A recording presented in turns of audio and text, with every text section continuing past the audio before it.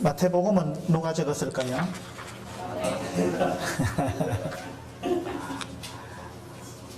하나님이 적으셨죠.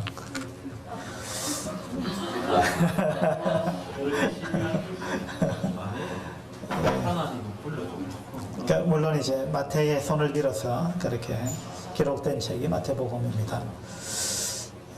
마태는 어떤 사람이냐 하면은요, 여러분 생각나는 거 있으시죠? 맞습니다. 마태는 세리였습니다. 세리. 세리는 이 당시에 굉장히 사람들로부터 미움을 받는 그런 직업이었습니다. 우리나라도 한때 그랬죠. 지금은 세무공무원 이미지가 어땠는지 모르겠는데, 옛날에는 우리나라도 세무공무원 하면은 별로 이미지가 좋지 않았습니다. 이 당시 이스라엘에는 세리라 하면은 죄인의 대명사로 여겨지던 그러한 때였습니다. 왜냐하면은 세리는 이제 자기 백성들한테 세금을 받아가지고 로마에 납부를 하고, 세리는 로마로부터 월급을 받는 것이 아니고 세금을 많이 받아가지고 납부할 만큼 납부하고 나머지는 너가 먹어라. 그 당시 세리는 이제 그런 가운데 있었던 것 같습니다. 그래서 이제 세리가 세금을 받을 때 정해진 세금보다 이제 훨씬 더 많이 받는다는 것입니다. 그게 그 당시 세리의 이제 능력이었고, 또 세리하면은 그 당시는 의뢰이 그렇게 하는 걸로 그렇게 되어 있었습니다. 그래서 세리하면은 그냥 죄인의 대명사로 통하던 그러한 때였습니다. 마태는 바로 그러한 자였습니다. 근데 마태는 의외로 상당히 겸손했어요. 마태복음 10장을 한번 볼까요?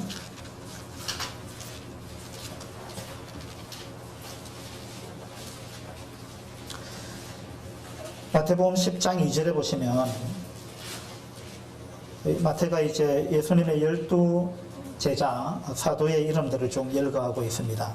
10장 2절에 12 사도의 이름은 이러하니 베드로라 하는 시몬을 비롯하여 그의 형제 안드레와 세베대의 아들 야고보와 그의 형제 요한, 빌립과 바돌로메, 도마와 세리 마테, 알페오의 아들 야고보와 다데오, 가나나인 시몬 및 가롯 유다 곧 예수를 판자라, 이렇게 12사도를 언급하고 있습니다. 그 중에서도 자기 이름을 아주 특별하게 언급을 했습니다. 뭐라고 했어요? 세리 마테, 이렇게 자기를 소개하고 있습니다. 이 당시 세리가 어떤 취급을 받는다는 걸 방금 들었잖아요. 그렇다면은 마태가 자기가 이 마태복음을 기록하면서 자기를 이렇게 굳이 소개 안 해도 그냥 다른 사람처럼 자기 이름만 이야기해도 되는데, 근데 마태는 자기 직업을 소개를 했습니다. 세리 마태, 이렇게 자기를 소개했습니다. 이게 무슨 말이냐면은 이 마태는 이만큼 겸손했다는 이야기예요. 나는 이런 사람이었다, 그런 이야기죠. 그뿐만 아니라 9장을 한번 보시면요,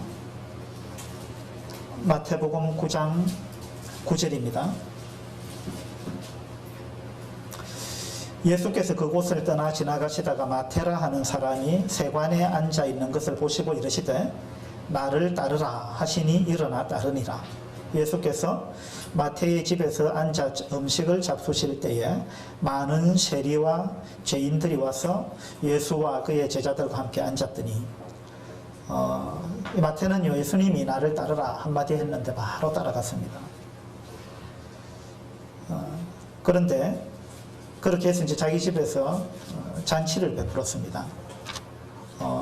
똑같은 장면을 누가는 어떻게 기록했느냐면요, 누가복음 5장을 한번 볼까요?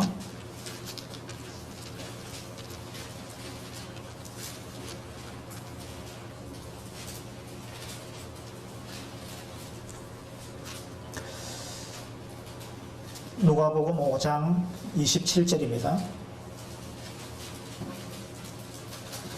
그 위에 예수께서 나가사 레위라 하는 세리가, 레위가 마태입니다.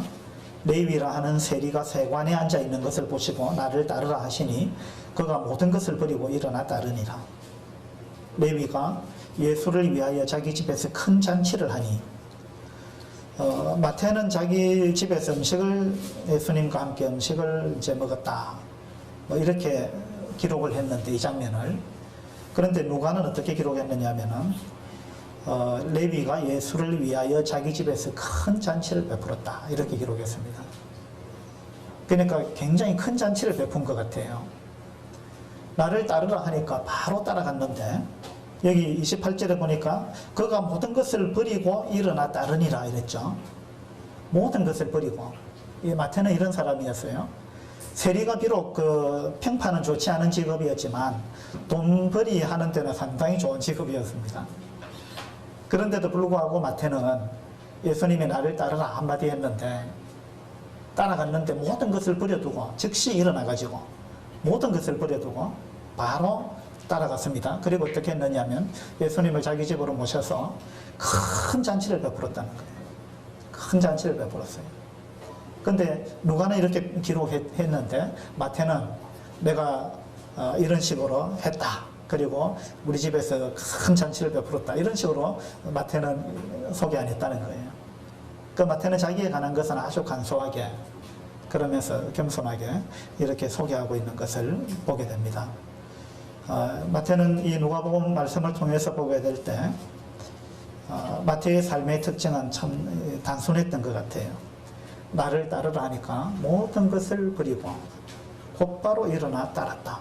그리고 베풀었다. 이게 마태의 삶의 큰 세 가지 특징 같아요. 모든 것을 과감히 버렸다. 그리고 따랐다. 그리고 베풀었다. 그래서 우리가 마태의 이러한 삶을 본받을 수 있으면 참 좋겠다, 그런 생각을 해봅니다. 마태복음 1장으로 한번 돌아가 보겠습니다.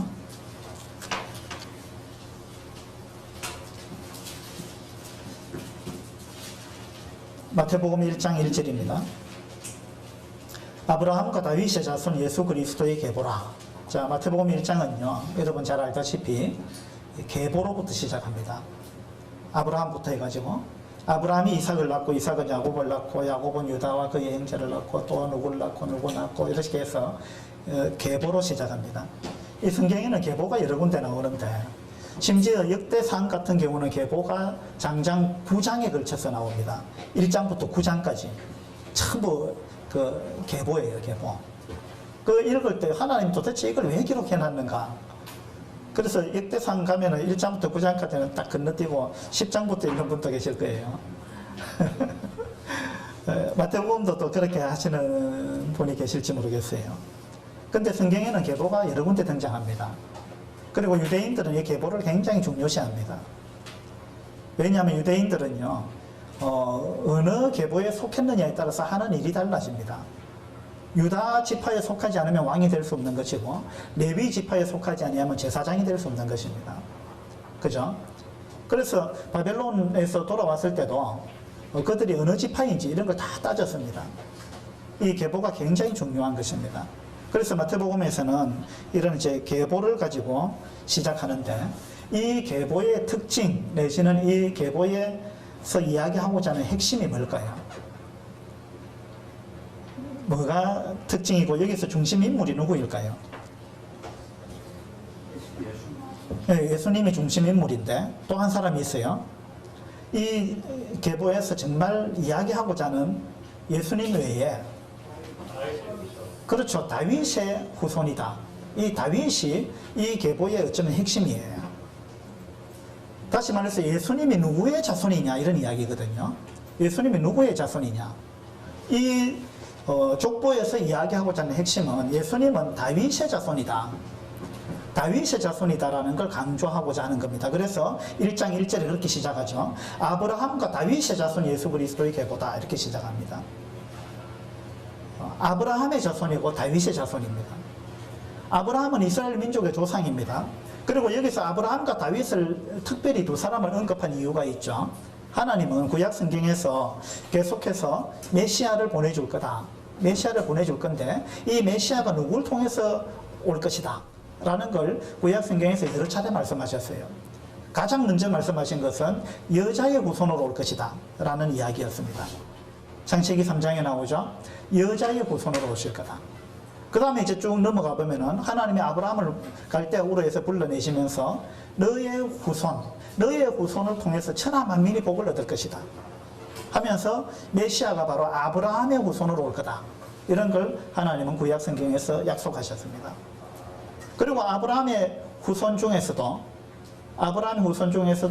또 유다 지파를 쫓아서 올 것이다. 그리고 다윗의 후손으로 올 거다. 이런 것을 구약 성경에서 여러 번 말씀하셨습니다. 여기 마태복음에서는 다윗의 자손이라는 말이 여러 번 등장합니다. 제가 이거 찾아보니까 10번 나오더라고요. 마태복음에는 다윗의 자손이라는 말이 10번 나옵니다. 이 다윗의 자손이라는 말이 아주 핵심적인 단어예요. 마태복음의 핵심을 이야기하라면은 예수님이 이 땅에 오셨는데 다윗의 자손으로 오셨다. 그 이야기거든요. 다윗의 자손으로 오셨다. 그러면 유대인들에게 있어서 다윗의 자손이라는 말의 의미는 뭐냐 하면은 그분이 메시아다 이런 이야기예요. 그리고 그분이 왕이라는 이야기입니다. 예수님이 이 땅에 오셨는데 그분이 메시아고 그분이 왕이다. 그분이 왕으로 이 땅에 오셨다. 그래서 마태복음에는 왕국이라는 단어가 많이 나옵니다. 왕국. 그걸 마태복음에서는 특별히 천국이라고 표현했어요. 천국, 영어로는 The Kingdom of Heaven 이렇게 이야기합니다. 다른 복음서에서는 하나님의 나라 이렇게 표현했어요. 하나님의 나라는 영어로 하면 The Kingdom of God이죠. 그 하나님의 나라라고 표현했는데 마태복음에서는 The Kingdom of Heaven이라고 해가지고 천국이라고 표현했습니다. 같은 이야기인데 표현만 다를 뿐이지 이제 같은 이야기입니다. 그래서 마태복음의 핵심은 뭐냐면은 예수님이 오셨는데 그분이 유대인의 왕으로 오셨다. 우리의 왕으로 오셨다. 그분이 메시아다. 그리고 그분이 오심으로 인해서 이 땅에 하나님의 나라 왕국이 시작되었다. 그것이 마태복음의 핵심입니다. 그것이 마태복음의 주제예요. 그래서 마태복음 1장 1절은 그렇게 시작합니다. 아브라함과 다윗의 자손 예수 그리스도의 계보다. 이렇게 시작하는데 이 다윗의 자손이라는 게 마태복음에 10번 나온다 했는데요. 그 중에 하나를 찾아보도록 합시다. 마태복음 22장을 펴주시기 바랍니다.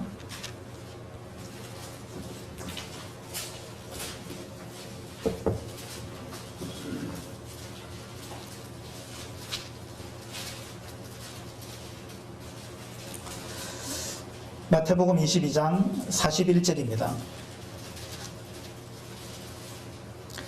바리새인들이 모였을 때 예수께서 그들에게 물으시되 너희는 그리스도에 대하여 어떻게 생각하느냐? 누구의 자손이냐? 예수님이 바리새인들한테 질문을 했어요. 그리스도에 대해서 어떻게 생각하느냐? 그리스도가 누구의 자손이냐? 그리스도가 오신다면 그분이 누구의 자손이냐? 이렇게 물은 겁니다. 대답하되 다윗의 자손이니이다. 자, 다윗의 자손이다. 이렇게 이야기했습니다.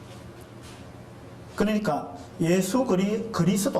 그리스도는 곧 다윗의 자손이다. 유대인에게 있어서 다윗의 자손이다 라고 이야기하면 바로 그리스도를 지칭하는 말이었어요. 다윗의 자손. 그래서 이제 날 때부터 소경되었던 사람도 예수님이 지나간다는 소리를 듣고 크게 소리를 질렀습니다. 뭐라고 질렀어요? 다윗의 자손이여 이렇게 불렀습니다. 다윗의 자손이여 나를 불쌍히 여겨주십시오. 다윗의 자손이여. 유대인들이 다윗의 자손이여 이렇게 불렀다는 말은 메시아여 또 우리의 왕이시여 이런 이야기입니다. 그분을 메시아로 인정한다는 이야기입니다. 이것이 마태복음에서 의미하는 다윗의 자손이라는 이야기입니다. 그래서 바리새인이 다윗의 자손이다 라고 대답하니까 43절에 이르시되 그러면 다윗이 성령에 감동되어 어찌 그리스도를 주라 칭하여 말하되 주께서 내 주께 이르시되 앞에 주는 하나님입니다. 뒤에 주는 그리스도예요. 주께서 내 주께 이르시되 그러니까 앞에 주께서 할 때 주는 하나님이고 아버지 하나님이고 뒤에 내 주께 이르시되 할 때 내 주는 그리스도입니다. 그러니까 이걸 다윗이 시편에 이렇게 기록했다는 이야기죠. 그래서 다윗이 기록하기를 주께서 내 주께 이르시되 내가 내 원수를 내 발 아래에 둘 때까지 내 우편에 앉아 있으라 하셨도다 하였느냐. 다윗이 그리스도를 주라 칭하였은즉 어찌 그의 자손이 되겠느냐. 예수님이 반문했습니다. 자, 예수님이 너희는 그리스도를 어떻게 알고 있느냐. 바리새인들이 그리스도는 다윗의 자손이죠. 이러니까 예수님이 그래 시편에 보면은 다윗이 그 그리스도를 주라고 불렀다. 주. 그 너희들은 그리스도를 다윗의 자손으로 알고 있는데 그러면 다윗이 자기 후손을 보고 왜 주라고 불렀느냐. 그 이야기잖아요. 다윗이 자기보다 한참 아래 아들, 딸, 아들, 손자, 증손자 쭉 내려가가지고 한참 밑에 후손인데 그러면은 다윗이 자기 선조도 아니고 자기 한참 아래 후손을 보고 왜 주라고 불렀느냐. 다윗은 근데 너희들은 왜 그분을 다윗의 자손이라고 이야기하느냐. 뭔가 지금 이상하지 않느냐. 이런 질문을 한 겁니다. 예수님이. 그러니까 바리새인들이 이제 깜짝 놀랐습니다. 46절에 보면 한마디도 능히 대답하는 자가 없고 그날부터 감히 그에게 묻는 자도 없더라. 이랬죠.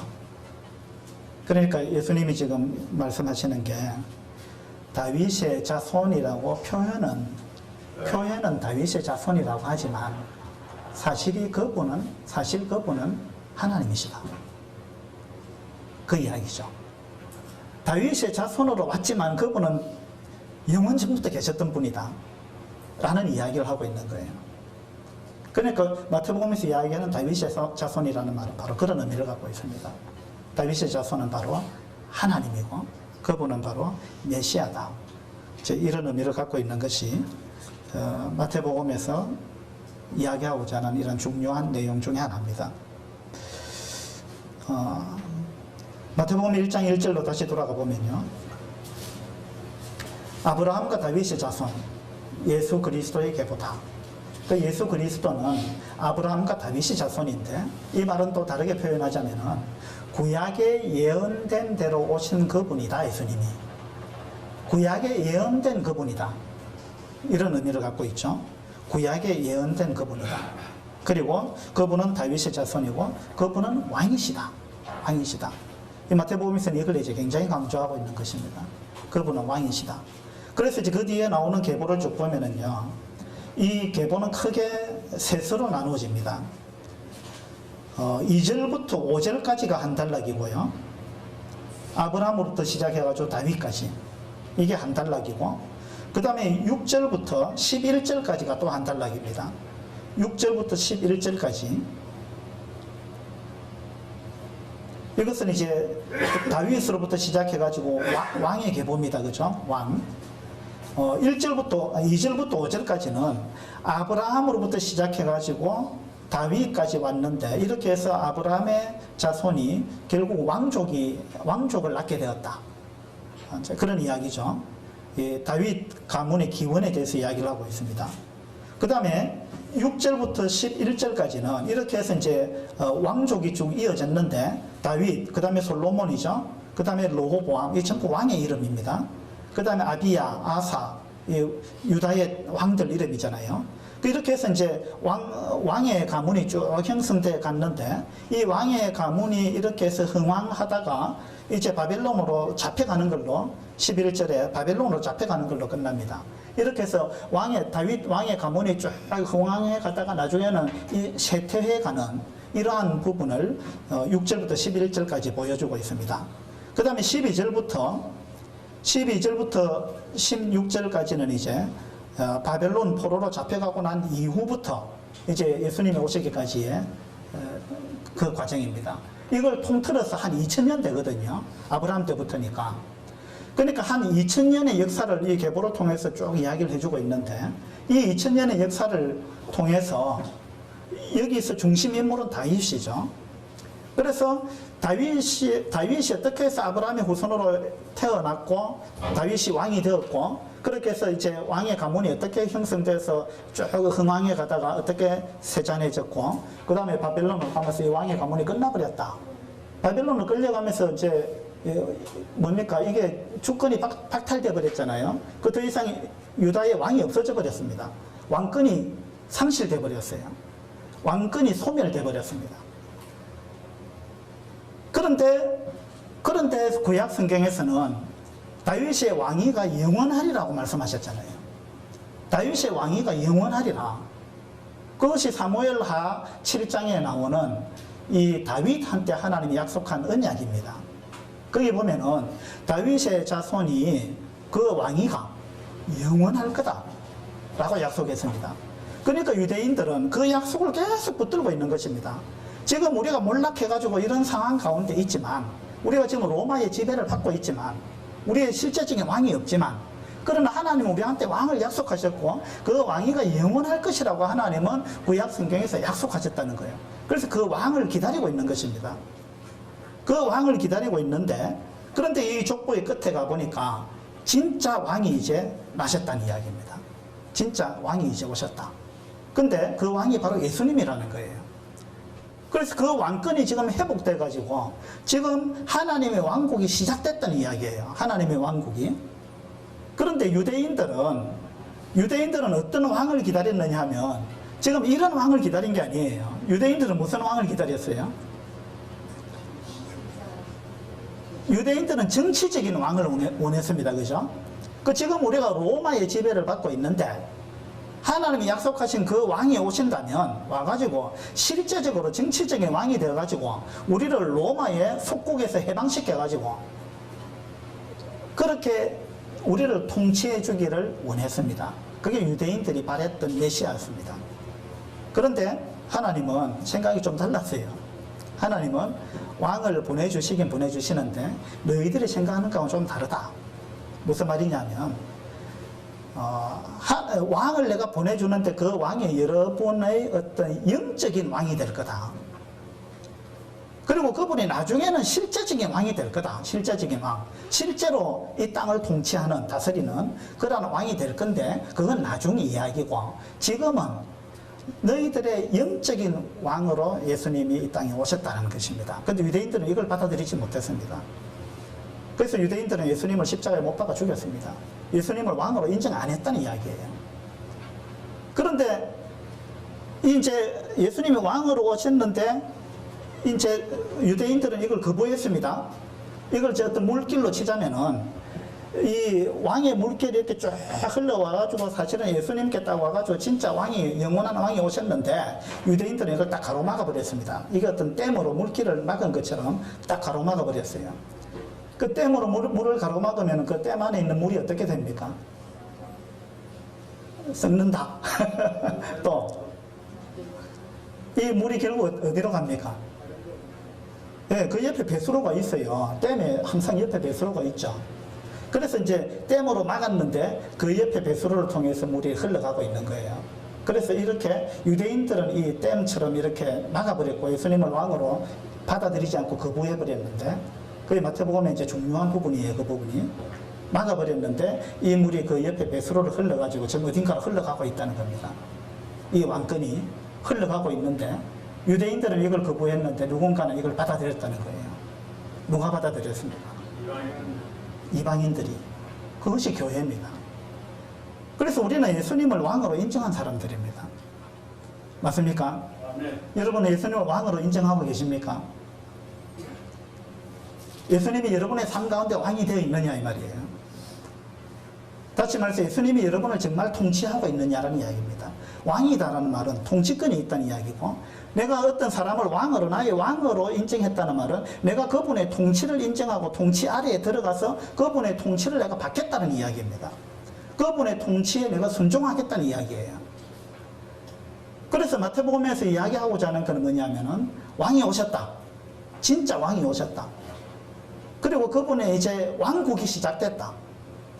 근데 그분을 왕으로 인정할 거냐 안 할 거냐, 그분의 통치를 인정하느냐 안 하느냐, 그것이 마태복음의 핵심입니다. 유대인들은 이걸 거부했습니다. 그럼 우리는 어떻게 할 거냐 이런 이야기입니다. 교회는 사실은 예수님을 우리의 왕으로 인정한 사람들의 모임이에요. 우리의 왕으로 인정한 사람들. 그게 교회입니다. 그러면은 우리가 실제적으로 정말 내 삶 가운데 예수님을 나의 왕으로 인정하고 있느냐? 이걸 우리가 잘 생각해 봐야 되는 거죠. 구원에 대해서 많이 오해하고 있는 것 중에 하나가 뭐냐면은, 구원은 예수님을 내가 내 구주로 인정하는 거다. 그래서 예수님이 십자가에서 나의 모든 죄를 해결하셨다. 그래서 나는 죄의 사함을 받았다. 물론 이거 구원입니다. 그런데 그것만이 구원의 전부라고 생각하는 것은 구원에 대해서 오해하고 있는 거예요. 구원에 대해서 너무 약화시킨 것입니다. 구원은 뭐냐 하면은, 예수님이 십자가에서 나의 모든 죄를 사하셨다라는 걸 믿는 것도 맞지만, 그거는 일부분이에요. 구원의 일부분입니다. 그럼 뭐가 더 중요하냐 하면은, 예수님이 나의 왕이라는 거 인정하는 겁니다. 그리고 나의 삶을 그분께 드려야 되는 거예요. 그리고 그분이 나를 통치하도록 나를 맡겨야 되는 거예요. 구원이라는 것은 내가 어둠의 권세 아래 있다가 이제는 그의 사랑의 아들의 나라로 옮겼다는 거거든요. 그래서 나라가 바뀌었다. 나라가 바뀌었다는 말은 왕이 바뀌었다는 이야기예요. 왕이 바뀌었다. 그래서 지금 나는 예수 그리스도가 나의 왕이 되었다. 그 말은 나는 예수 그리스도에게 즐겨 순종한다. 나는 그분의 통치를 즐거워한다. 나는 그분의 통치에 순종한다. 옛날에는 여기 순종했는데 지금 왕이 바뀌었다. 그래서 내가 예수 그리스도께 순종한다. 이것이 구원입니다. 그래서 마태복음을 우리가 쭉 공부해 나가면서 나는 정말 예수님을 왕으로 인정했는가? 실질적으로. 그리고 그분께 순종하고 있는가? 이러한 부분을 우리가 돌이켜 볼 수 있으면 좋겠습니다. 여기 족보를 쭉 보면은요, 이 족보가 참 이렇게까지 흘러오기까지는 여러 가지 우여곡절이 있었습니다. 자, 예를 들면은 아브라함이 흉년을 맞이해가지고 어디로 갔죠? 애굽으로 갔습니다. 하나님은 아브라함의 자손으로 메시아를 보내주겠다 약속하셨어요. 근데 아브라함이 결혼을 했는데 오랫동안 아기가 없었습니다. 그 아이가 없는 상태에서 흉년을 맞이해서 애굽으로 갔습니다. 애굽으로 가가지고 어떻게 됐죠? 아내를 빼앗겼어요. 그래가지고 그 아내를 다른 사람한테 빼앗겼는데 거기에서 다른 남자 사이에 아이가 태어났다면, 만약에 그렇게 되어버렸다면 하나님의 이 약속은 실패로 돌아갑니다. 아브라함의 자손을 통해서 메시아를 보내주겠다 그랬는데 아브라함의 씨를 통해서 와야 되는데, 만약에 그렇게 해서 사라를 정말로 빼앗겨버렸다면은, 그랬다면은 하나님의 약속은 실패로 돌아가는 거고 이 마태복음 1장의 족보가 나올 수가 없는 것입니다. 그래서 하나님이 아브라함은 믿음이 없고 뭐 그래가지고 자기 누이라고 뭐 이런 식으로 이야기를 해가지고 반 거짓말이죠. 그래가지고 자기 아내를 빼앗겼는데 하나님이 도로 찾게 해주셨어요. 그리고 그 사이에 아무런 일이 없게 만들었다는 거예요. 하나님이 왜 그렇게 하셨느냐? 하나님이 이 족보를 지켜야 할 책임이 있는 거예요. 이 족보를 지켜야만이 예수 그리스도가 그 족보를 통해서 오시는 겁니다. 그래서 하나님은 섭리 가운데서 이 아브라함의 아내를 지켰습니다. 그 다음에 그게 결국은 사탄이 한 일이거든요. 사탄이 이제 아브라함의 후손으로, 다윗의 후손으로 메시아가 온다라는 걸 사탄이 알잖아요. 그러니까 사탄은요, 이걸 방해하는 겁니다. 어떻게 하든지 메시아가 오지 못하도록 막으려고 하는 겁니다. 그렇게 해서 이제 아브라함을 통해서 사탄이 한번 1차적으로 시도를 했는데 하나님이 막으셨습니다. 그 다음에 3절에 보세요. 유다는 다말에게서 베레스와 세라를 낳았다 이렇습니다.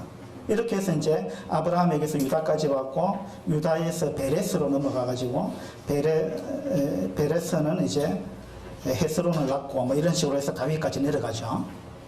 자, 유다는 다말에게서 베레스를 낳았다 이렇게 나오는데, 베레스는 그럼 누구 아들이에요?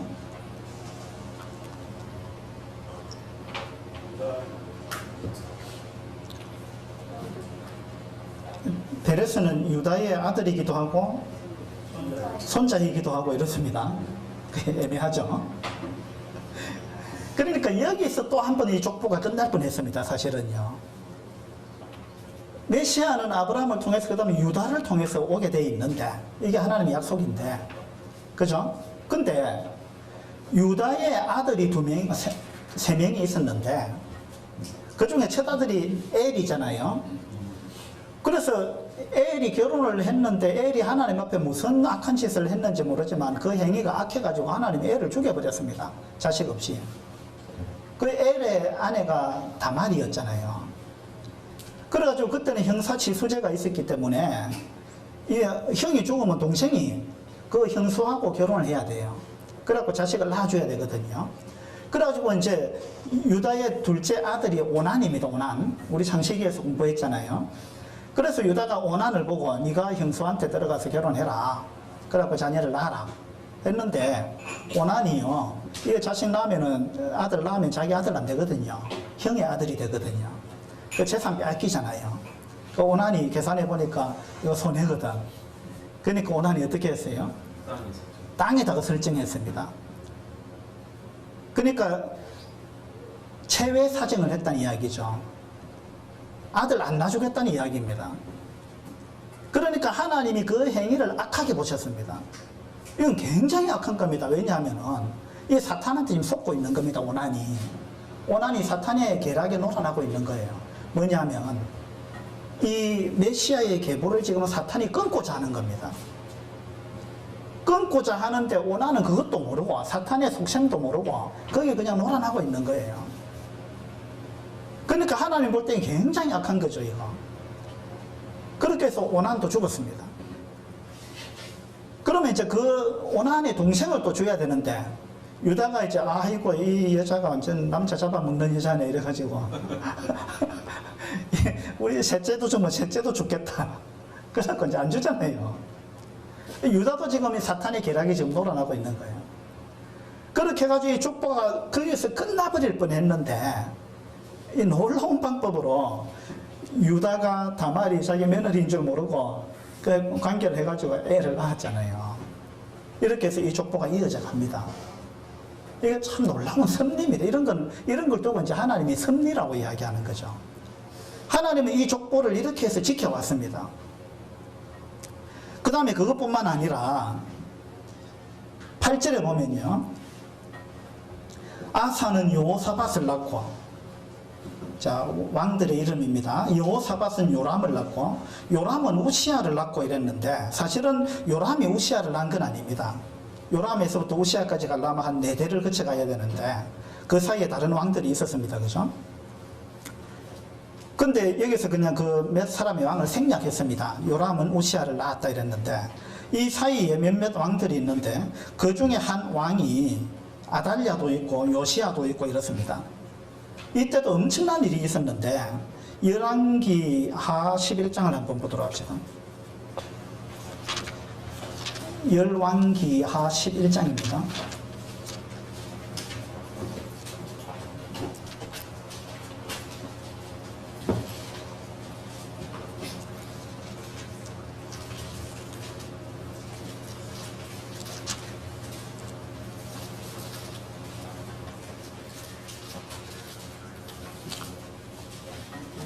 (11절에) 아하시아의 어머니 아달랴가 그의 아들이 죽은 것을 보고, 그의 아들 아하시아가 죽었죠. 이 남왕국의 아하시아 왕이 북왕국의 자기 이제 외삼촌 되죠. 아달랴 어머니의 남형제니까. 그 이제 왕을 만나러 가가지고 거기서 전쟁을 하려고 했었죠. 그러다가 아하시아가 북왕국에 가서 죽게 됩니다. 그래서 아하시아의 어머니 아달랴가 그의 아들 아하시아가 죽은 것을 보고 일어나 왕의 자손을 모두 멸절하였으나, 왕의 자손이라는 말은 왕의 자손이면 아달랴한테 뭐가 됩니까? 아달랴의 손자죠. 자기 아들의 아들들이니까. 그러니까 아하시아를 이어서 왕이 될 그 왕자들을 이 아달랴가 자기 친손자들을 다 죽이려고 했습니다. 왜 그랬을까요? 아달랴가요, 자기가 왕이 되려고 했습니다. 야, 상당히 무서운 거죠. 우리도 뭐 조선왕조실록이나 이런 거 보면은 이 권력이라는 게 얼마나 무서운 건지, 자기가 왕 되려고 막 자기 아들들, 손자들 막 죽이고 막 이런 일들이 있습니다. 그 아달랴가 아주 악한 왕이죠. 아달랴는 그 북이스라엘의 아합 왕의 딸이었습니다. 아주 악한 여자였죠. 그래가지고 아시아의 아들들을 다, 왕자들을 다 죽이려고 했는데, 그 중에 한 사람이 아주 희한한 방법으로 어렵게 살아남았습니다. 그 사람이 누구예요? 예, 요아스입니다. 2절에 한번 보세요. 2절에 보면 요람 왕의 딸 아하시아의 누이 여호세바가 아하시아의 아들 요아스를 왕자들이 죽임을 당하는 중에서 빼내어 그와 그의 유모를 침실에 숨겨 아달랴를 피하여 죽임을 당하지 아니하게 한지라. 요아스가 그와 함께 여호와의 성전에 6년을 숨어 있는 동안에 아달랴가 나라를 다스렸더라. 이렇게 나오죠. 그러니까 이것도 사탄의 계략이었습니다. 사탄은 어떻게 하든지 메시아의 계보를 끊어버리려고 했습니다. 그래 했는데 하나님이 희한한 방법으로 이걸 또 보호하셨습니다. 그래서 이 요아스의 사촌 누이죠. 이 사촌 누이가 요아스를 빼돌렸습니다. 그 가운데서 빼돌려가지고 이 요아스를 숨겨가지고 성전에 숨겨가지고 이렇게 해서 보호를 했습니다. 이렇게 해가지고 나중에 요아스가 이제 왕이 되는 것입니다. 이 요아스까지 죽어버렸다면 이 계보가 또 끝나버리는 거예요. 그런데 하나님은 이런 이제 놀라운 방법을 통해 가지고 이 계보를 이어오셨습니다. 이것이 놀라운 하나님의 섭리입니다. 마태복음 1장으로 다시 한번 돌아가 보죠.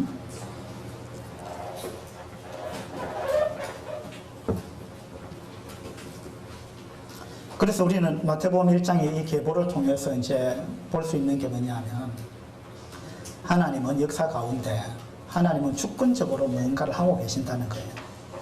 하나님이 이 세상을 통치하고 계신다는 것입니다. 이것이 하나님의 섭리인데, 이것은 구약이든 신약이든 늘 하나님은 이렇게 우리가 모르는 가운데 역사하십니다. 우리의 삶 가운데도 마찬가지입니다. 여러분의 삶 가운데 하나님이 무언가를 섭리하고 역사하고 계시는 게 있어요. 그것을 우리가 인정해야만 우리가 사실은 하나님을 왕으로 섬기는 거예요. 나한테 무슨 일이 일어났을 때 그것을 하나님이 허락하신 걸로 여러분이 받지 않는다면 여러분은 사실은 하나님을 왕으로 섬기지 않는 거예요. 자, 예를 한번 들어볼까요? 부부관계가 굉장히 안 좋아지면은, 와, 내가 결혼을 잘못했구나. 하나님이 저 여자를 나한테 아내로 짝 지어 주셨는데, 하나님 실수하셨네요. 이렇게 생각하기가 쉽습니다. 저도 그렇게 생각했던 적이 있어요. 하나님 실수하신 것 같다. 지금 그렇게 생각하고 계신 분 계시죠? 없습니까? 아니, 벌써. 그건 하나님의 통치를 인정하지 않는 겁니다. 하나님은 우리의 통치자입니다. 하나님은 어떤 섭리 가운데 그 일을 하셨습니다. 그걸 인정해야 되는 거예요. 그렇지 않고 그걸 인정하지 않으면 하나님의 통치를 인정하지 않는 거고, 하나님이 나의 왕이라는 걸 인정하지 않는 겁니다. 그건 굉장히 교만한 거예요. 그건 하나님이 뭔가 일을 잘못하셨다고 이야기하는 거예요. 그 하나님은 그러신 분이 아닙니다. 하나님은 뭔가 목적을 갖고 우리한테 그 상황을 주시는 것입니다. 그래서 이제 이걸 인정하지 않으면은요, 우리는 하나님을 원망하기가 쉽고, 그 다음에 하나님만 원망할 뿐만 아니라 다른 사람도 원망합니다. 그죠? 그래서 부부관계가 어려우면은 하나님 실수하셨다. 그 다음에 당신이 문제다. 네, 나는 문제 없어요. 당신이 문제다. 당신이 변해야 된다.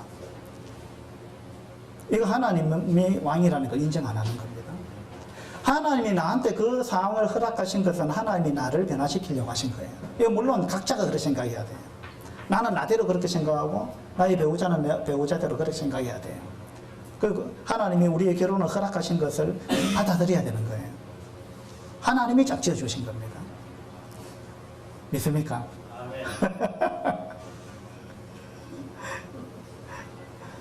네. 그래서 우리 어제 청년 제자 훈련 시간에도 이제 그런 책을 공부를 했죠. 어떤 여자가 결혼 생활을 가운데 굉장히 어려웠습니다. 그러면서 결국 하나님이 실수하셨다 이렇게 생각했어요. 그 다음에 모든 것이 남편 탓이라고 생각했습니다. 내가 저 남자만 안 만났더라면 내 인생이 바뀌었을 텐데 내 인생이 이렇게 된 건 전부 저 남자 때문이다.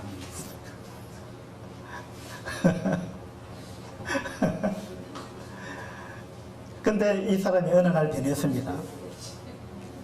어느 날 이 사람의 개인의 삶 가운데 부흥이 일어났어요. 그게 뭐냐면은 이 사람이 내가 이렇게 생각한 자체가 너무 교만한 거였구나. 이걸 깨달을 때부터 이 여자가 변하기 시작했습니다. 내가 하나님의 섭리를 인정하지 않는 거구나. 내가 정말 교만했구나. 이 사람이 완전히 하나님 앞에 엎드렸습니다. 하나님 나를 변화시켜 주십시오. 이때부터 이 여자가 변하기 시작했어요. 이 여자가 변하니까 자기 남편이 사랑스러워 보였습니다. 네. 자기 남편이 존경스럽게 보이기 시작했어요. 문제가 자기한테 있다는 걸 알았습니다. 우리 마태복음을 통해서 매사에 내가 예수 그리스도를 나의 왕으로 인정하는 삶을 살기를 하나님이 정말 원하신다는 것, 이런 부분을 우리가 배워야 된다고 생각합니다. 어제 청년의 시간에 우리 역대상도 봤는데 그거 한번 보도록 합시다. 역대상 16장입니다.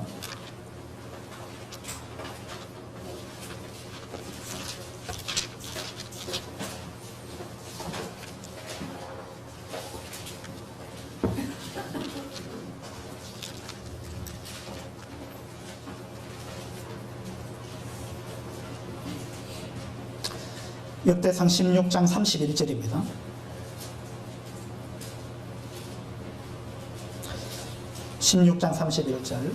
하나님은 하늘은 기뻐하고 땅은 즐거워하며 모든 나라 중에서는 이르기를 여호와께서 통치하신다 할지로다. 여호와께서 통치하신다 할지로다. 이게 지금 다윗이 노래한 것입니다. 다윗이 지은 시예요. 다윗이 언약궤를 예루살렘으로 옮기고 나서 이 시를 짓고 노래를 불렀습니다.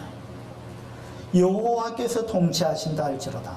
사실은요, 이 유다 나라는 다윗이 통치하고 있었습니다. 다윗이 왕이었잖아요. 다윗은 엄청난 왕이었습니다. 그런데 다윗은 지금 어떻게 고백하느냐 하면 내가 통치하는 게 아니다. 이 나라를 내가 통치하는 게 아니다. 여호와께서 통치하신다. 이거 누가 한 말이냐면 다윗이 한 말이에요. 그 나라의 왕인 다윗은 이런 생각을 갖고 살았습니다. 그래서 다윗을 위대한 사람이라고 하는 이유가 이런 거예요. 우리는요, 자기가 어디 굉장히 높은 자리에 올라가면 자기가 최고인 줄 압니다. 그런데 다윗이 위대한 것은 다윗은 자기가 가장 높은 자리에 왕의 자리에 있었지만 다윗 때 이 유다가 얼마나 번성했습니까? 그런데 그 번성한 나라의 최고의 왕의 자리에 있었지만 다윗의 생각 속에는 항상 내 위에 왕이 있다. 내 위에 왕이 있다. 나는 그분의 통치를 받는 사람이다. 이 생각을 다윗은 잊지 않았습니다. 이게 다윗의 참 위대한 모습입니다. 내 위에 왕이 있다는 걸 다윗은 잊지 않았다는 거예요. 미국이 왜 강대국이냐면 마찬가지입니다. 미국의 대통령은요, 세계의 대통령입니다. 그런데 미국의 대통령은요, 자기 위에 자기를 다스리는 왕이 있다는 걸 믿는 사람들입니다. 그런데 북한 한번 보세요. 그 자그마한 나라, 힘도 없는 나라가 거기에 대통령 되면은 거기에 북한에서는 대통령이 안 하고 뭐라 합니까?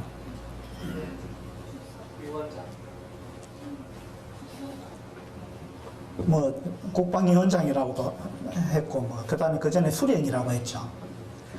그 북한에서는요, 수령 뭐 가장 최고의 자리에 딱 앉으면 자기가 끝인 줄 압니다. 자기 위에 아무도 없는 줄 알아요. 자기가 신인 줄 생각하는 겁니다. 굉장히 약한 거죠. 다윗은 자기 위에 왕이 있다는 거, 이 사실을 다윗은 알고 있었습니다. 그래서 다윗은 이렇게 노래하는 거예요. 여호와께서 통치하신다. 이걸 우리는 이 마태복음을 통해서 배워야 될 거예요.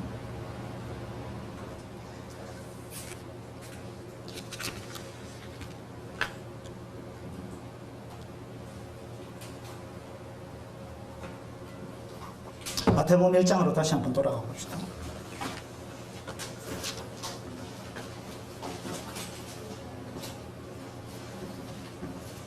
이렇게 해서 이제 이 계보를 통해서 볼 때 예수라는 사람이 태어났는데 그분은 아브라함의 자손이고 다윗의 자손이다. 그렇게 해서 그분은 왕으로 오셨다. 그걸 이제 이 계보를 통해서 이야기를 했습니다. 그런데 이제 마리아의 몸속에 잉태가 됐는데 요셉은 마리아와 증혼한 요셉, 이 약혼자 요셉이 이제 이걸 알았습니다. 19절입니다. 19절. 그의 남편 요셉은 의로운 사람이라 그를 드러내지 아니하고 가만히 끊고자 하여 이 일을 생각할 때에 자 요셉이 어느 날 자기 약혼녀가 임신을 했다는 걸 알았어요. 자기는 그 여자와 잠을 잔 적이 없는데 자기 약혼녀가 임신을 했다는 걸 알았습니다. 여러분 같으면 어떻게 했습니까? 가만 안 두시겠죠. 가만 안 두죠. 근데 이 당시에 유대에서는요, 이런 일이 딱 벌어지면 이 여자는 돌에 맞아 죽어야 되는 사람입니다. 이게 구약의 율법이에요. 돌에 맞아 죽어야 되는 죄를 지었습니다. 근데 사실은 마리아가 죄를 지은 건 아니죠. 이건 성령으로 잉태된 겁니다. 그 마리아는 이걸 알았어요. 요셉은 모릅니다. 어떻게 알겠어요? 요셉은 의심할 수밖에 없습니다. 야, 나의 약혼녀가 완전히 불륜을 저질렀네.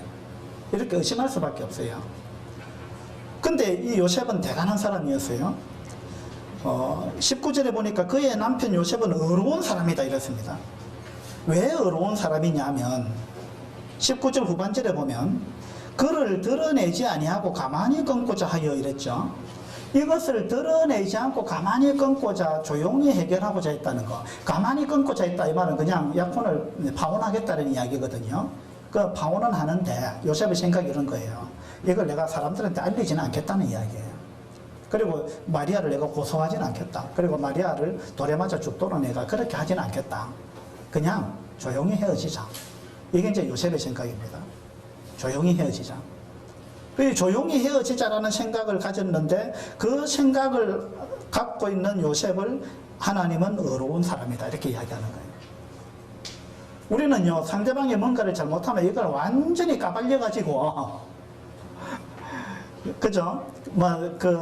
대로받고 말로 갚아주려고 하는 이런 생각을 갖고 있고 막 까발리려고 하는 이런 것들 법적으로 뭔가 좀 해보고자 하는 어떤 이런 생각을 갖기가 쉬운데 하나님은 그렇게 하는 것보다 요셉처럼 이렇게 그를 드러내지 않고 조용히 해결하려고 하는 이러한 사람들을 하나님은 의로운 사람이다 이렇게 이야기합니다. 우리 이제 삶 가운데 이런 부분을 좀 배울 필요가 있죠.